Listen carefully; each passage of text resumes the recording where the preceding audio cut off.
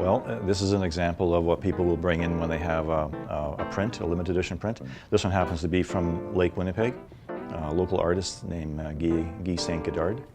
And what we'll start off usually is something very basic, just to get the colors going, see if it works.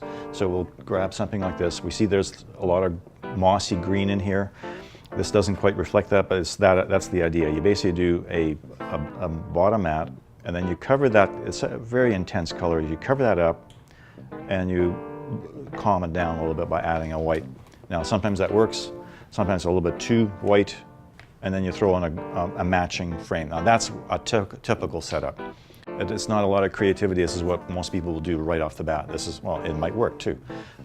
Then there's other colors in here that you kind of notice, and you say, well, how about if we just emphasize those colors and stay with something really dark and rich looking? And then you end up with that kind of an effect, and it actually looks quite nice. Not for everybody, but it definitely has these tones in there. So then we have another example. This is really going a little bit more high-end. What we have here is, it's called a fillet.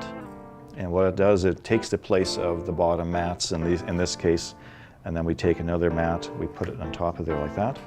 This color could be whatever we think would work. This is sort of like the cloud. And this is a very beautiful frame. It's also kind of a weathered frame. It has that look of been in a driftwood, which is the scene here. So this is really a very nice way. And then of course there's a happy medium. You don't have to choose the colors.